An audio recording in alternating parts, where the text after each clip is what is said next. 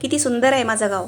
इथल्या घरांना पाट्या नाहीत. इथल्या घरांची ओळख ही आईवडिलांच्या नावानेच होती. नमस्कार मंडळी, आज निघाले मी मळ्यात मुलाला घेऊन. संध्याकाळचे 5 वाजता निघालोय मळ्यात आम्ही. बुडणारा सूर्य किती सुंदर दिसतो ना. बाहेरचं वातावरण इतकं छान आहे. हे बघा, आमच्या मळ्यात जाताना असं कानिफनाथाचं मंदिर पण आहे. रस्त्याची कामं चालू आहे, त्याच्यामुळे रस्ता इतका खराब झालेला आहे ना. जिथं जिथं खड्डे पडले तेवढंच उकरून तेवढंच नीटनेटकं करून कामं आता दुरुस्तीचे चालू आहेत.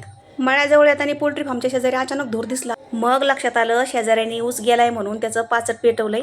चला आता मळ्याच्या रस्त्याने म्हणजे आपल्या समृद्धी हायवेने आपण मळ्यात आलेलो आहोत. आपल्या गव्हाला युरिया टाकायचा आहे. गेल्या वर्षी मका केली होती तेव्हाच युरिया आपला शिल्लक होता. म्हणलं चला बाबा, खर्च वाचला. मुलाने काही युरिया भरला, मला गमिल्यात ओतून दिला. मग काय माझं काम सुरू झालं युरिया टाकायचं. बऱ्याच लोकांना खरंच वाटत नाही मी शेतात काम करते म्हणून, पण खरं सांगू का, गावातल्यापेक्षा मला मळ्यातलं जीवन फार आवडतं. घराचं काम कधी पूर्ण होईल असं झालेलं आहे आता. कधी मी मळ्यात राहिले ते असंही वाटतंय आज. गेल्या वर्षीचा युरिया असल्यामुळे त्याच्यात खडे पण झालेत. मुलाने गोण्या आणू दिल्या, त्याच्यातले काही खडे फोडले आणि मग युरिया टाकायचं काम मी करून घेतलं. मुलगा म्हणत होता मम्मी मी टाकू लागतो. म्हणलं नको बाबा, तू देशील रापारापा टाकून आणि टाकशील सगळं युरिया संपून. माझं मी एकटीने सगळा युरिया टाकून घेतला.